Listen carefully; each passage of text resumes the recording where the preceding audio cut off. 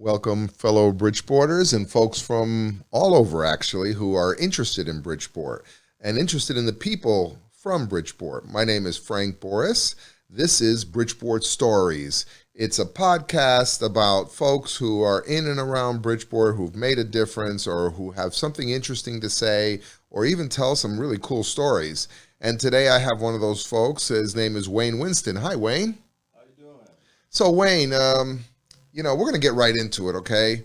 No sense in, small talk. We could do the small talk off mic. Sounds like a plan. All right? So, Wayne, tell me about your folks. How did they end up in Bridgeport? Or your folks? I don't know how far back you go, so tell me. I was born in Bridgeport. Not you. I want to know how far back they went. My family came to Bridgeport. My dad was from West Virginia. Mm-hmm. My mom was from Buffalo. They wound up meeting in Buffalo, and then they came to Bridgeport because this is where the jobs were. Right. So my dad worked in Stamford at actually a car dealer. It was like Circle Oldsmobile, I believe it was called, in Stamford. And my mom was a housewife here. She had a couple of jobs. And, Bridgeport was obviously that place to be. So they lived in Bridgeport, but he worked in Stamford. Yes. Okay. Yes. How did they come to choose Bridgeport? Well, it was pretty well known that Bridgeport was that place that was, if you wanted a job, there was a saying that you could quit a job at 9 o'clock and have another one at 12. That's true. So Jenkins Valves was down there. You had all of these Tom Watt. You had Bullard out here. You had Bassett Casters. All of these things that are basically just looks like burnt out factories left from that time. And Bridgeport always had a lot of pride, and it always had a lot of pride about what they did. And it's the unfortunate thing is that, as you move out of an age of machinery, that was basically fueled by the war, you've got to transition into something else. And that's kind of like where we got into that area of like, where does Bridgeport go for now? But your folks came here to work, and that must have been the 50s? Yes, that was the 50s into the 60s. Okay. Into the 60s. So you were born in the early 60s? Yes. Okay. Yes. And so what's your earliest memory? Tell me about your earliest memories. Oh, man. Because I'm older than you. I remember JFK being shot. Awful. I remember the Beatles on Ed Sullivan. Those are like memorable things. How about for you? What was memorable as a young child? As strange as it is, I was little, and I remember when Kennedy was shot. I don't know why. It was just like this feeling that you could just feel it in the air that something was wrong. And I remember my mom was crying. My dad was upset. It was like, how could this happen? And again, as a young person, you don't know what that is, but it lasted for a while. And the funny thing is that, the pictures on the wall, which we don't do much today, but the pictures on the wall was John F. Kennedy, it was Martin Luther King, and it was Jesus. Right, those are the three. Those are the three.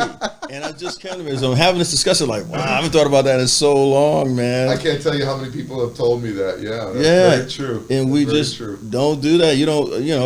Obama, but I think he's probably been the closest one since then. I don't remember Clinton pictures. Right. I don't. That was it. That was the threesome.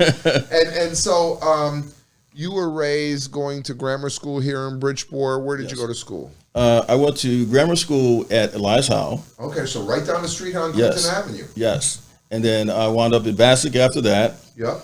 I had a lot of people say, hey, you should play basketball and stuff when you graduate. It's like, man, I don't know. And I was lucky enough that I went to the mall one day. A friend of mine, he was going to the mall to get a job for the summer. I did really well in school. I skipped a grade and all that kind of stuff. So I was very blessed with that. In fact, I worked for UI during, my last year of school. That's something called a space program, So you got credit for school. You go half there and half to work. So it got me acclimated with that. But I was kind of like, I didn't really want to do that whole machine thing. So a friend of mine went up to for a job interview. And we were literally playing basketball. And he's like, I got to go do a job interview. My family's making me go. I'm like, cool. He's like, come on with me, man. So I go with him to the job interview. They got this big test that they take, and they filled it out. UI? Let me clarify. Oh, okay. The UI was for the summer, so we're done. That's done. Okay. That's done. My mom's like, okay, you got to find a job. You got By to the do way, I've something. done the UI summer job too. Oh, okay. So mine was on Pembroke, on East Main Street. Oh, okay. Because that's where the big UI factory was, or should I say plant. I was at Steel Point, actually. That's what I'm saying. Yeah, Same location. Yeah, they went down to Yes. Yeah, they were like rebuilding that thing for years, At the end man. of East Main Street. Yeah. So, but for some reason, the entranceway they had when I was here, it was off of Broad Street. Broad, and then it's that one. It was Broad Street because you go in that side, and for whatever reason, that's Okay. Keep talking. So what happens is that I'm done with the summer job. My grades are great. I'm like, figure where I'm going to go, what school, all this stuff. And when we wound up going to accompany my friend for a job, the manager says, hey, why don't you fill out an application too? I'm like, no, I don't really want to do that. He's like, look, you're sitting right here. You're waiting for the guy. So when I fill out the application, he wants me to fill out another application. And I'm going, all right, well, what's this all about? And he says, based upon how you answered these questions, I think we can get you into a management training program. And I'm sitting there going like, who's we though? Oh, I'm sorry. The manager of the store, this happens to be Kenny's Shoe Store. Oh, Kenny's Shoes. Which is up in the mall. Okay. Yes. So I was going like, but my friend wants the job, and I'm like, yeah, but, just fill it out and see what happens. So the next day, we're hanging out, and I get back to the house. My mom says, hey, Wayne, Kenny's Shoes called you. I was like, okay. And I'm like, all right. So I call, and the guy says, hey, listen, we'd like you to come to work for us. And actually, we'd just want to put you in the management training program. Now, this is your senior year in high school? This is right after.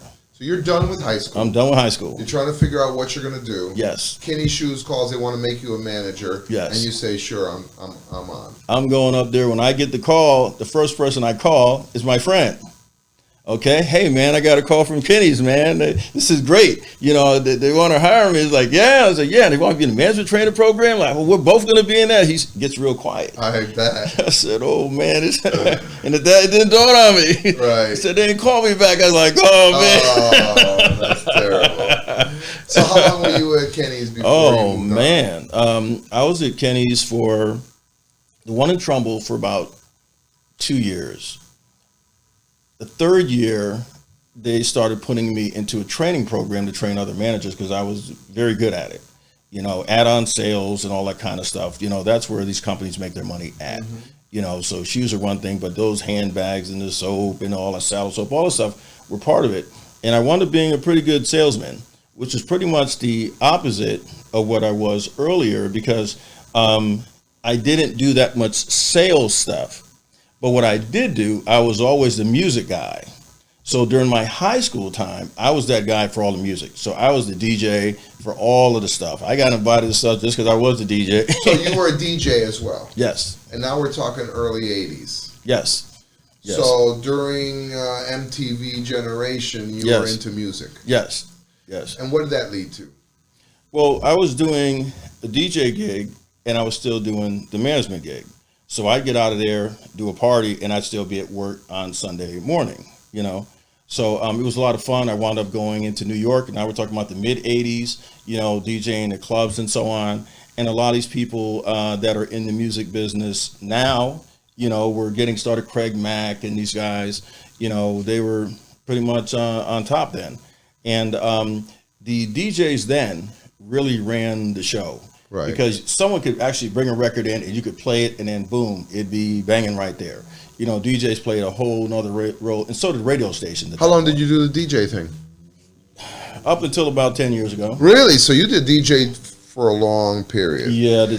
What would you say your career track was? So you first started in sales, retail sales, and then you went to DJ and entertainment. Is that how, did you stay in entertainment throughout your career? Here and there. I wound up being very good as a sales trainer, management trainer. So I went from Kenny's, who actually moved me to Boston. We opened their first storefront store because they were in malls. So they moved me to Boston. I became a sales trainer up there. And I was up there. My stint with them was about 12 years, and then the transition came where people moved away from like family issues, from shopping together, to they created Foot Locker, and Lady Foot Locker came out of that because the Kinney stores were phasing out because the shopper was changing. Right, and it wasn't mom and dad with the teenage son. Now it was a teenage son on his own going to buy the sneaker or the whatever. And okay, that's interesting. Yeah, because we think about that today, right? We're moving from brick and mortar today to online. Absolutely, and that's the whole transition. Because Champ Sports did the same thing, So Kinney opened Foot Locker. They had Lady Foot Locker, and yet Champ, I believe, became another subdivision of theirs as well. And they wanted me to wear the referee outfit. I remember that. Hey, Wayne, you get a referee outfit, man. You're a suit and tie guy, right? Yeah, man. I'm training, I'm doing these trainings to like 20 guys, how to increase your add-on sales. We had bonuses and trips, man. I won a trip to St. Martin, all expenses paid. The guy that trained me, Andy Cochran, he's like, Wayne, there's no way you won that trip. Come on, you're dreaming, I'm in Boston now. I had my own store outside of Boston. When I went up, I opened it with someone else. They gave me my own in Natick. It was kind of like a small town, wasn't a whole lot going on. I looked at this place. This is gold mine right here, man. We started killing those numbers, man, just picking up additional business. It's all about customer service, trying to get... Well, you're good. You're affable. You're just a nice guy. I can see you as a great salesman, too, because of that, right? That's part of it. Customer service, treating people with respect, all that. What did your professional career become here in Bridgeport? In Bridgeport, when I came back, my mom was ill. So I wound up coming back to Bridgeport. The transition had happened, within the Kinneys and so on. Again, I didn't want to do that. I still maintained the DJ thing. And then some people that were in entertainment, like Spinnerella from Salt and Pepper, there was a club called Silver Shadow in the Shadow in New York, so I did a stint there. I started working with Dynamark. Dynamark is an alarm company. Okay. They were like the first major national wireless alarm company. Those things were expensive, but I was a sales trainer for them as well. So I'd be the guy you talk to on the phone. They'd figure out how to make a deal on what it would cost to get it done, and then we make a comfortable arrangement that they could afford it. Because our alarms were $2,000, or you can get the wire joint for like $500. So we had to have someone there that could answer those questions and set the finance stuff up, and we send them over to the bank, and that's it. So I wound up doing that with Dynamark for quite some time. About that time I'm with Dynamark, I'm seeing all of these things start to happen. Like what? Within my own family. My older brother worked for General Electric, GE. Yep. And he was a he's the head computer analyst. So he knew DOS, all that kind of stuff. And I remember coming home one day, and he had visited the house because he was married with his family, living in Naugatuck, and he was very upset. And my mom said, "You just give us a few minutes." And I'm listening at the stairs, and he's like, "They promised they're going to give it to me again, Mom. It's just not right. They continually have me training people, and they're not giving me the right job. I'm just watching these guys that know nothing, And he was the head guy for computer operations. His shift was from 11 to 7 in the morning. And I remember the next day, I'm talking to my mom. I was like, "This is really terrible." And something happened locally, and I was walking down the street on Park Avenue. Because by then we had moved, Mom had moved to Marina Village. So I'm walking up the street to the store, and this lady pulls over, and she says, hey, I've seen you before. She says, you run a community and so on. She says, you should join the NAACP. And I was like, well, I'm joining, because there's a lot of stuff that's going on. And it was all just by luck within days that happened. Sometimes God is moving things. Mm-hmm. And it turned out to be Carolyn Nah. Mm-hmm. Who was actually the president of the NAACP at that time for like 4 years. Right. And so that's how I got involved with the whole NAACP movement. And then that took on a life of its own. So through that training that they had then, because it's different now, but the training that they had then, they taught you labor industrial, how to sit and arbitrate for somebody's job. So we did that. Who was providing the training? The NAACP did. Oh, okay. To you? Yes. So that you could arbitrate or Mediate? Yes. I see. And would you be like a volunteer or a paid mediator? NACP is totally volunteer. That I understand. Even the presidents Right. aren't paid unless you're lucky in one of those districts to do. Right. So I just kind of I was very much into education, so I cared about that. I also cared about the arbitration aspect of it. So I chaired the Labor Industrial Committee, and because of like my communications expertise, I was a communications person as well. So it doesn't This is Bridgeport. This is Bridgeport NACP. The president at the time was out of Hartford, and he was real big on that training stuff. Passed away recently. Oh my God, I can't think of his name. It just went out of my You head. talking about the Connecticut president? The Connecticut state of the NACP. Scott came in after him. Okay. Yeah, he was an outstanding guy, and what they did was a lot more training then.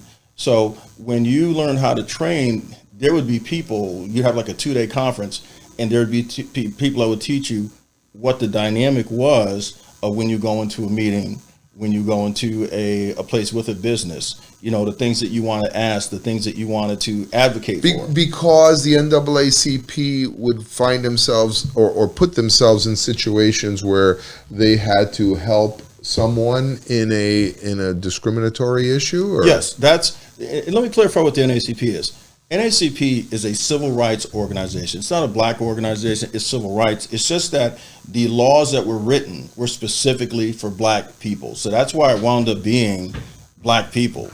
You know, so thank the Lord. I mean, it affects everybody across the board. Women got added to it. You know, obviously it helps the Latinos, but it was strictly African Americans that couldn't vote. You know, they didn't have the Latinos in there. So that's why that battle of equality, rising tide raises all boats. So are you saying your experience with the NAACP made you conscious of the needs of the community and the need to advocate for people? It gave me a tool to help. And one of the things that I did is I reached out to my brother, you know, and my brother is 10 years older than I am. So I had the discussion with him. This issue happened in GE. Actually, he drove down. He worked in GE in Bridgeport. And we had the discussion, but it was the kind of thing he was kind of like, Wayne, I just don't want to get into it. You know, it's like, man, I want to help him, you know, but I really can't, because without him saying, I want to help you, I would incorporate other people that were more experienced. It just wound up being very much a sore point for him.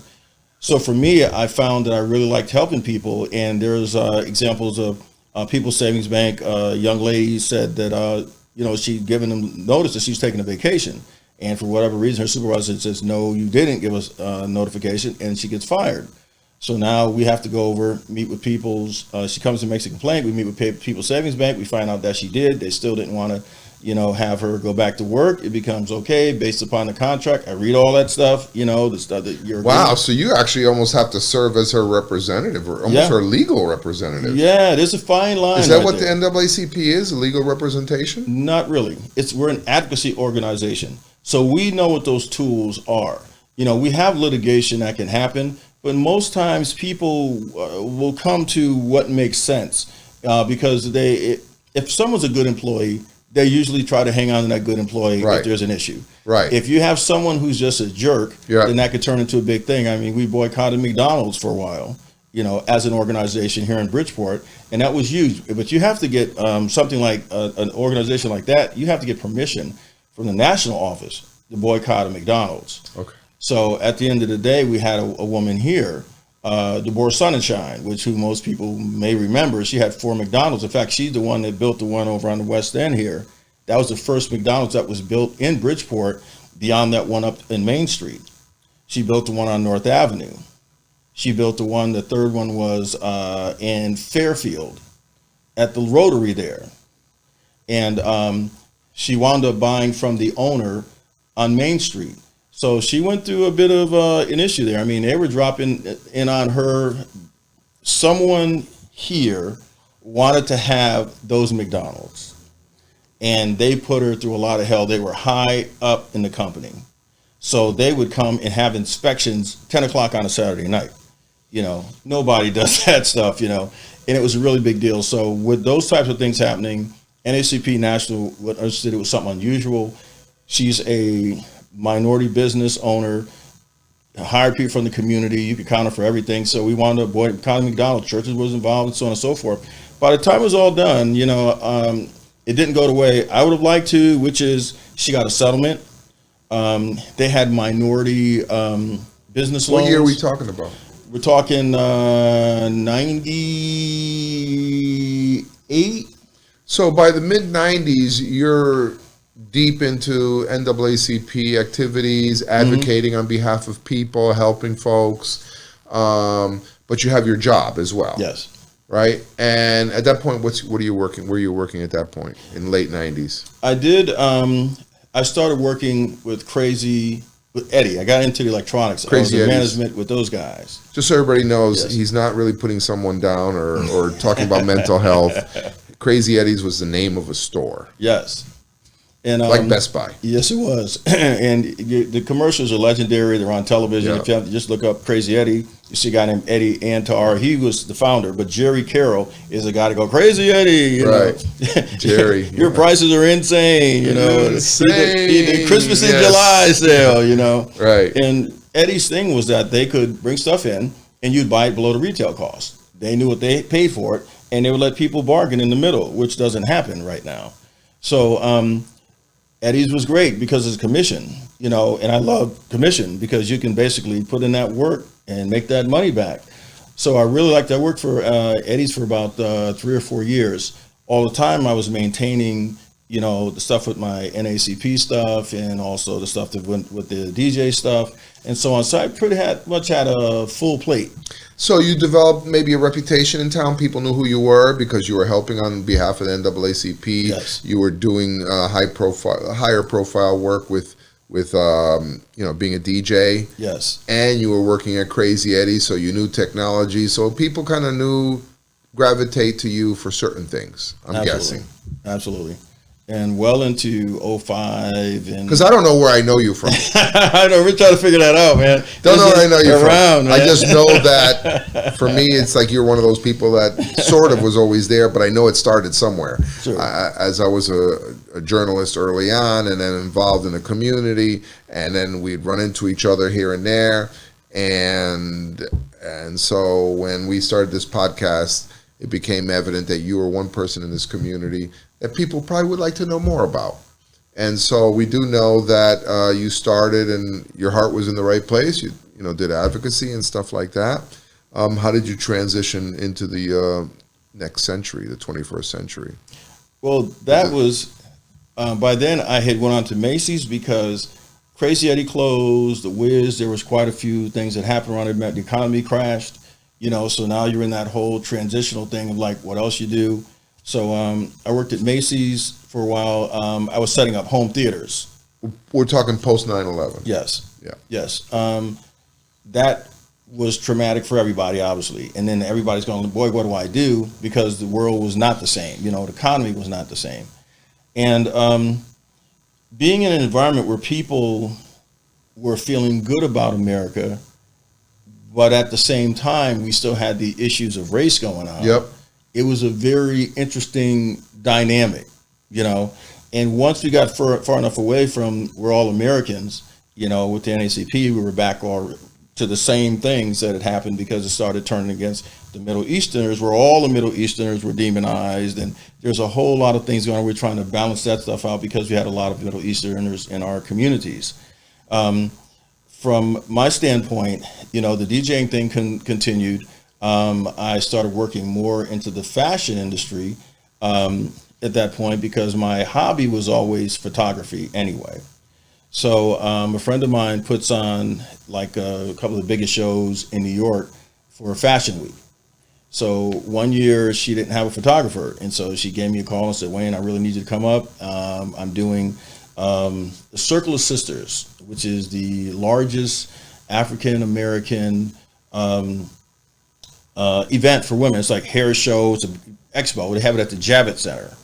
So Javits Center, if you haven't been there, if you put like 8 Stop and Shops together in the biggest ones you've ever seen, that's still not big as the Javits Center. And so the expo is hugely popular. So you have all these major performers and stuff. But the fashion shows were put on by a woman named Deb Williams. Deb is a Connecticut resident. She's so good at her job, even though with all these people in New York, they brought her in to handle that thing every single year. So I went, I was able to shoot some of the models, some of the people I knew from the industry in the past. Hey, great to see you. Let's reconnect again. They're putting magazines together. They're doing promotional stuff. So I'm doing this stuff on the side. I get to know these amazing women that are in the modeling business. And, you find that most of these women who are in the business, you don't have to be 18 anymore, 16 and weigh 90 pounds. There's a transition that started happening in the 05, 06, into 2010, where you can actually have some weight and have some curves, which most of our people are. Right. The idea that you had to be 16 and 90 pounds. Twiggy. Yeah, basically. Right. And I know a lot of people know what Twiggy is, but we'll have to tell people what Twiggy is. All these references, right, that only people our age understand. Okay, go ahead. 90 pounds, and the game then was you had to come in and you had to look a certain way. You could go to Ford and just walk in and see him, right. Or it was really a who you knew type thing at that point. Ford agency, yes. One of the biggest. IMG now is one of the biggest ones, but Ford is still around. They're so exclusively now booked with superstars. That's really what they do. Right. So they went into the superstar business because social media changed the dynamic where you're coming with a following. You don't have to build it anymore for you because that's what it allowed you to do. Same thing happened with the music business about that time to transition.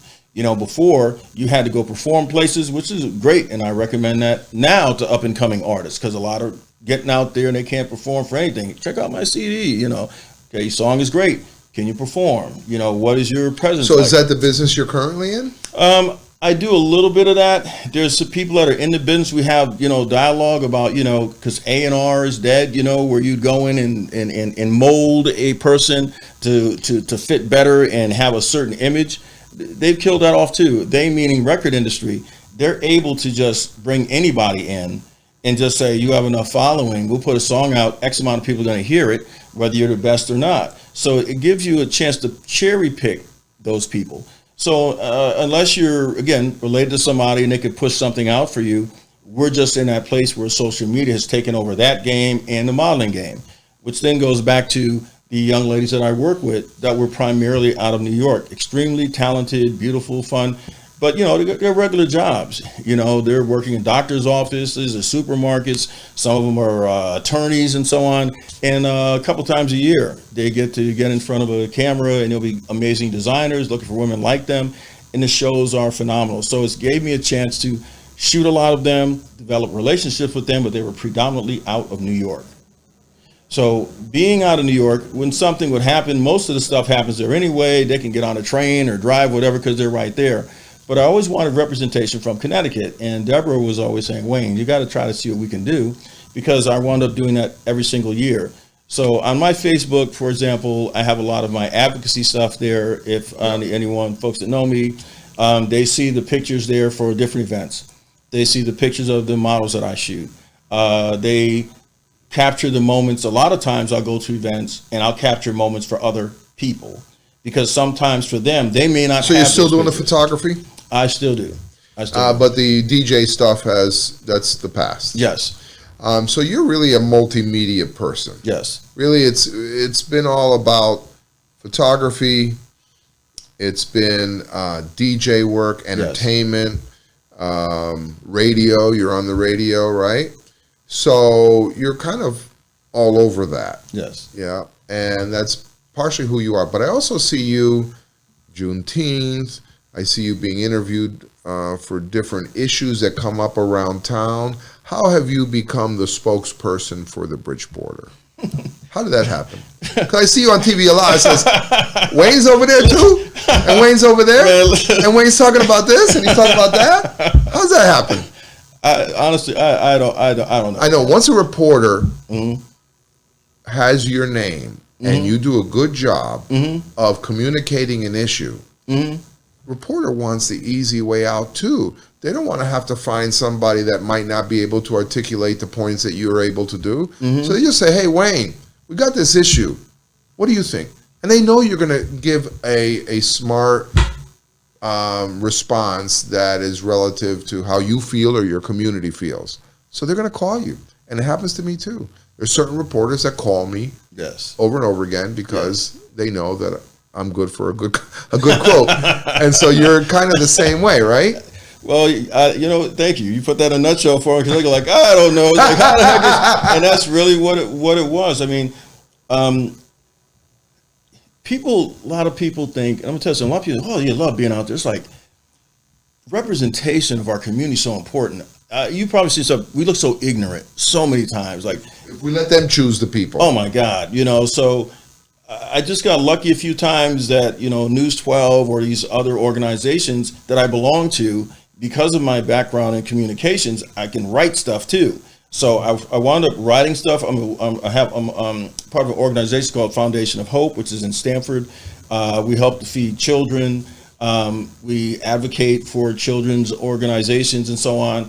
And we connect with folks. So we did something for Save the Children and raise money for them. So with them, I'm writing press releases and stuff and like, hey, read the press release. They're calling. And so that now they're calling me from Foundation of Hope. It sounds like when there's something that needs to be done, give it to a busy guy. Yeah.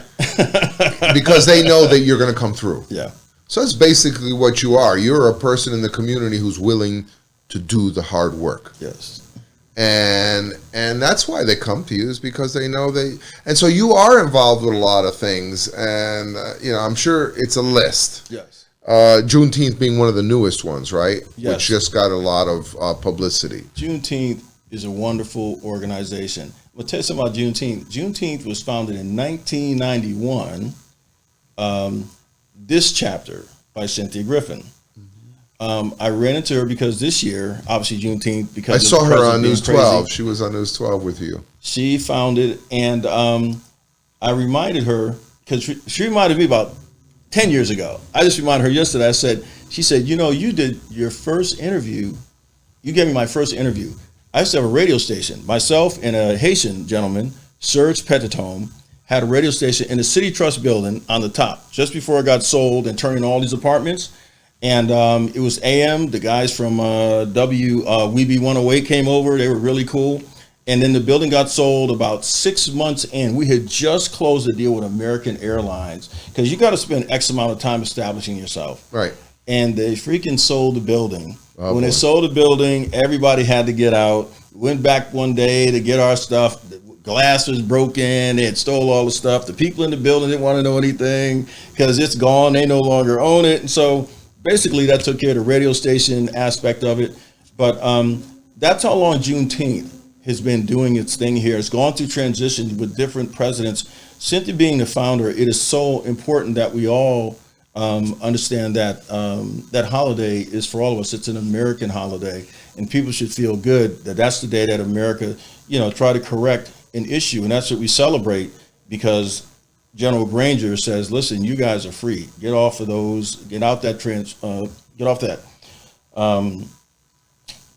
plantation." It's a year and a half later. You've already been free. Right. So you can imagine how happy that you had to be. And a lot of time our American history is hidden, and that's part of why we have these issues with Christopher Columbus now, because that real truth was hidden. So as things come to light, this generation is saying, maybe we shouldn't have that statue of him. So where are you with all this? Now we fast forward 2020. You got COVID. You got Minneapolis. You got, or should I say, the death of George Floyd, which is really the issue here, not Minneapolis. Where do you, how are you feeling about all this, and where do you think we should be going? And it's all so complicated and so simple. Yeah, right? That's about right. Look, I love my community. I love Bridgeport. I live in Trumbull now. The things are the same but different, meaning my roots are in this city. And a lot of people from Trumbull's roots from the city. It became a suburb. People made money back in the day, sold their house in Bridgeport, made a whole lot of money there. But I remember, and we still have the issues, which is we crossed that line, Old Town Road, and it'd be like going into, The Mason-Dixon line, I used to call it. I remember. That's funny. I remember at the NACP, we had to actually stand on Old Town Road because the mall made the decision that they didn't want the buses to come up from Central anymore because the people that lived in Trumbull, the shoppers, were uncomfortable walking through black students. And that was a whole big thing. So I know those things to be so. A couple of police chiefs back. So feeling those things and knowing them here and seeing Philandro Castile and all of these people just repeatedly being killed, but America didn't hear them until George Floyd. Man plans and God laughs. This horrible COVID thing was going on, Frank, and it was taking lives, and disproportionately black and brown lives. It's a horrible time. People are home. They're locked down. Oh, my God. When you get the first thing with Ahmaud Arbery that happens, and you realize he establishes actually institutionalized racism for the whole planet to see. Okay. One, he's told the police department, tell his mom, listen, your son's dead because he broke into somebody's house and the homeowner killed him. Now he's dead and buried in the ground. His mom doesn't know. Oh my God, this is terrible. The people that do it, meanwhile, have filmed it. The two, father and son, and the third person who's actually filmed it. That video is being circulated amongst the police department. That's institutionalized racism. Of course. They made no bones about it. They weren't going to arrest them or anything. In fact, the person who winds up getting the video out is an attorney because a murder happened. So the murder had to be discussed. So the attorney that the murder was discussed with found out about the tape and said, this is horrible. He wound up sending it to Marbury's family's attorney, and he's the one that basically got it out to the internet, which then gave us the opportunity as a planet, as the world, as a community to say, oh my God, this is terrible. It's where you find out that he's got connections to the DA's office, connected judges. Now the heat's on, have to recuse themselves. You have that whole situation. The other policemen knew about it. So there was more than one judge. So now that's institutionalized racism. How do you think they were treating the black people in those communities if these guys just went vigilante hunting and killed this guy and they were totally covering up? So you couldn't argue with that. And that was already simmering. And then you have the young lady who's in her house, Breonna Taylor. You hear a noise at the door. You get a gun. You're defending your house, you and your boyfriend. Door starts to kick in. Your boyfriend fires. They shoot up the house. You're hit with 8 bullets. Kill this young girl right in her own home, 23, in her own home. EMS volunteer. Oh, sorry, we got the wrong house. In fact, the other house, it was like 10 miles away. Oh, we got the wrong house. Sorry about that. You guys, but listen, your boyfriend's going to house. He's going to jail. Well, we know all these. That first of all, the systematic racism exists. We know that. Let's assume that, okay? Yes. Because you and I know that is real. Yes. Okay, so we don't have to make that case. Right. Well, we have to. What I'd like to talk about for a couple of minutes is where do we go from here? What do we do? Okay. How do we live? Do we really want to go down the path? We really want equal justice. Yes. Social justice. Yes. We really do want that. Yes. I'm not thinking that we're seeing that on TV every night. Some No. of the stuff we're seeing on TV is just awful. Right. Has nothing to do with this movement. Yes. It's agreed. more trying to bring attention to something else, or trying to do evil. Yes. Equal evil. Sure. So how do we move forward and what do we do? Well, the reason I touched on the Breonna, because some people are more familiar, not so much, because Amari establishes because white people had to see this. I see what you're saying. They got to see it. We know it. We feel it. You don't have to sell us, but they had to see it. When you have a protest or a demonstration, whatever that person is, you want to get the message to them that they need to believe you to change, to support or change or remove. In white America, Marbury shot them. And then you had Breonna Taylor, no knock warrant, boom, black female dead now. Okay, so now it isn't just the black guys. They've been saying this. Then by the time you see George Floyd killed mercilessly on that ground, and you can hear the people begging for his life. You can hear him begging for it. Now you have a situation where you can't deny what happened. This man is dead, and white America's going, oh my God, they were right. That's the reason that even down in NASCAR, they're taking out a Confederate sign. They know that those people riding around that ain't happy, but they're doing that because America hears it. My concern is, and I'm answering your question now, Yes. is that there's people going, we got to change this. We got to do this. We got to do this. It's young people. It's young people. Young people have to go up there and do this. Young people have to go up there. Right. But what are they asking for? If you don't know what you're asking for in any negotiation, Right. how do you know you're getting what the answer is Right. to what you need? They can give you as little. Well, let the police departments tell us. Well, let this one tell us. So for me, there's something that has not been discussed. We've talked about the immunity, qualified immunity, which basically says if a police officer kills someone, he literally, in the line of duty, as long as he can prove that he was doing what he was trained for, you really can't sue him. He doesn't really lose anything.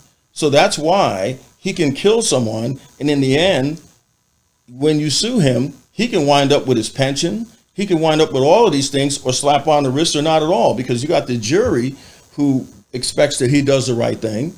And that's why you have a circle that's going on. It's the only job that you can really have where it's difficult to get fired. I think what you're saying is that it's difficult to prove that he did it illegally. Yes. Immunity makes sense if you think about it from the point of view if he's doing it correctly. If he's Absolutely. doing his job correctly, why should he be sued? Absolutely. He shouldn't. Well, I think what you're saying is it's been used against or for cops who are doing it incorrectly. Absolutely. Doctors have medical malpractice. Right. You can sue them. They could lose. They could be barred. Attorneys can be disbarred. Right. It is almost impossible to get an officer off the books. They know that there's even bad cops. How many of them say, oh, a couple bad apples. Oh, we got to get them off. They've done a terrible job getting them off. Why? Because it's the structure. So if we're going to change this, we're going to have to fight the unions, because police unions protect all of that. Ooh, good luck. You feel me? So that's That's no longer a black-white thing. Now it's a blue thing. Yeah, man. And so how are we're going to have to stand up and deal with that? Because let's go back to that system. Mayors appoint the police chiefs. Police chiefs obviously are under the jurisdiction of the unions. The union contracts that are negotiated will have to start to have stipulations in them that say if you violate something and if you are convicted of a felony, there has to be reprimands for you. If you were found of a felony, you lose your pension. Now you got a whole nother discussion that the policeman now has skin in the game, because they don't really have skin in the game. Now, I know, here's a crazy disclaimer. We don't mean all police. Of course we don't mean all police officers. You know, all Irishmen aren't drunks. You know, all Catholics aren't saints. We don't have to say it, but we have to say that disclaimer. They have no skin in the game. If you want to be someone and you have it in you to hurt someone, you can carry that on as a police officer. They have some ridiculously high rates of domestic violence. And what do you think about the choosing of officers? How they pick or how they recruit, hire police officers? Well, that's the other end of it. I believe you have to help the good police officers. That's my perspective. I'd like to see that in America, meaning you have to back them up. You know, quote, whistleblowers, quote, the people who are the good ones that we're always talking about that are the majority. Their hands are tied because they're stuck with a cop that they know is dirty or grimy. If they try to report the guy, he becomes a rat. It's just like being in a mafia or in a gang. You know, he might be risking his life when you go out one day. That's heavy duty stuff, yeah. You know? So this is what I'm saying. How far down this rabbit hole do we want to go? We really, to correct it, we have to, because those are what the issues are. If you can empower the other officers to be able to step up and to do something, then he's able to say, listen, man, I really can't handle this. I got a house to take care of. The whole idea of a police officer, man, it's based upon they're infallible. That's what the basis is. That badge means something of such huge integrity. And we take it for granted, that's the guy with a badge. Right, but that's not the way the criminal justice system treats it. When he writes a police report, That's the finger of God against you, Frank. It's the finger of God against me. Wow. Oh, he resisted arrest. Talking about, I was nowhere near you. It says here you did. So when you go on there, there's penalties go to resisting arrest. When you're stopped by the police, for black people, myself included, my brain is saying, let me minimize whatever risk this guy can put up. Because the whole idea is when a cop pulls you over and he wants to do you harm, he knows he pulled you over for the wrong thing. It's not that he wasn't trained not to. Of course he knows. But he has a problem. He's feeling he has to protect you. Protect the community from you.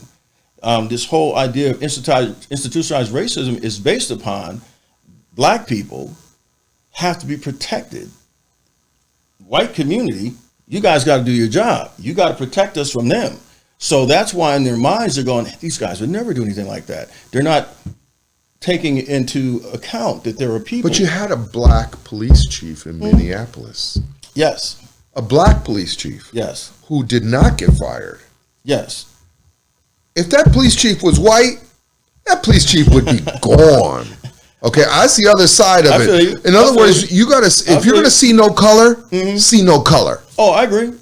You know, I agree. And so the reason why I brought that up was because Minneapolis is systematic. 3 guys watched the other officer. Yes. So that's not just one bad apple. Yes. That's a system of racism. Yes, it is. And I have an answer for you for that. We have a chief right here. Awesome dude. There are people around him, you know, and I won't say who. We know there's people out, the unions protect those officers. So he's doing his job as best he can. That black police chief, wherever, the female who was down in Atlanta. In Atlanta, you know, she's going like, okay, we're going to get this done. These guys go right out there and they shoot the guy in the back. She's like, look, you know, forget it. I'm really trying to get this done. It's clear that you guys have a point to make in this police department, and I'm not going to be a part of it. You know, you want to kill people, even though we're trying to settle things. That's not where you are. So I'm saying that you can have a black police officer, and there's a difference between the ones that are as bad as the white ones now, because there's a lot that don't have respect for black and brown people. They'll take you down quicker, sometimes even in the white, because they get that blue in them. Wrong is wrong. Absolutely. To where they see that you have to protect, he have to do his job to protect the people from us too. Right. And more than one of them fall in that, so he got to go too. So I think when you have a system that penalizes people across the board, it makes sense, which is why I said the system deals with that like they're beyond reproach. When a policeman writes a report, it's the assumption that he wouldn't put anything in there that's wrong. He wouldn't. That's what you meant by the finger of God, right? Yes. That is kind of scary when you put it up like that. It is. Go to court. What's the judge say? What's the police report say? Well, he says that it happened at 2:00. Well, you know, you said it happened at 3. No, officer says 2. He gets the benefit of the doubt. Said you resisted arrest there. Well, I got a knot over here, knot over there. Okay, he said, well, that happened during the resisting arrest. But no, that happened when they put me in the car. Yeah, right. Oh, yeah. Okay. So this is, it's crazy. The prime example was the 75-year-old man that got hurt, pushed down in Buffalo. We saw the officer push him down. Boom. We saw people trying to help. You know, the officers wouldn't help. It took the National Guard to help him. The police report to the news, hey, he tripped. That's their official response. NBC News is going and if there wasn't a video of it, you would say the cop, of course, was right. This guy was probably just tripping. He's old. Absolutely. He fell. That's why his head busted open. Oh, my God. Of course, if his head busted open, of course they would help him. And you saw the guy bleeding. You saw his hand shaking. Well, then, you know what? Then we're grateful for video and for media. Because now everyone has media. Yes. Everyone has their own media company in their pocket. Yes. That's probably good. More transparency. It's changed everything within policing, beyond social events, because it's the only way to hold someone really accountable. Police departments are wonderful, man. Most of these guys they just want to go home to their kids. They want to take care of the communities, but you have other agendas, and that's what's missing from the system. So I'm saying specifically, when we have a police officer, there has to be accountability for the police report, for example. So when he writes the police report, since he is given so much weight and so much leverage in the department, that's about his integrity. It's saying he would never write anything. So when you swear that, you swear that you're going to do that, then if we find after 2 or 3 occasions you get a reprimand and say, wait a minute, you got 3 of them that's diametrically opposed to what we see in here at the video, or there's some other way to prove it, there should be some way, and there should be some type of penalty for that. See, now you're creating a track record that says this officer may have a problem. So let's check his record, or at least see what's going on, because you have to create the paper trail. Now, even Chauvin, who killed Floyd, he had a ton of complaints, like 17, but the system didn't penalize him. Right. They just said, well, you got a lot of things going on there. And I think there was only like one not arrest, but there was only one time when he was prosecuted. One reprimand. Yes, one. For 17. So this is saying that system. Where there's smoke, there's fire. I mean, it was fire, and they called it something else. And so that's why I'm saying, if we're going to reform the systems, there have to be things in place that will help the policeman who's doing the right thing say, listen, man, I'm with you. I can't afford a reprimand. If this police report is wrong, then I'm going to go down with you. And I mean, I can't afford to lose my pension. After 2 or 3 of those you get, and I'm just talking like a system. This don't exist right now. You get 3 of them, you get a reprimand. You get suspended without pay.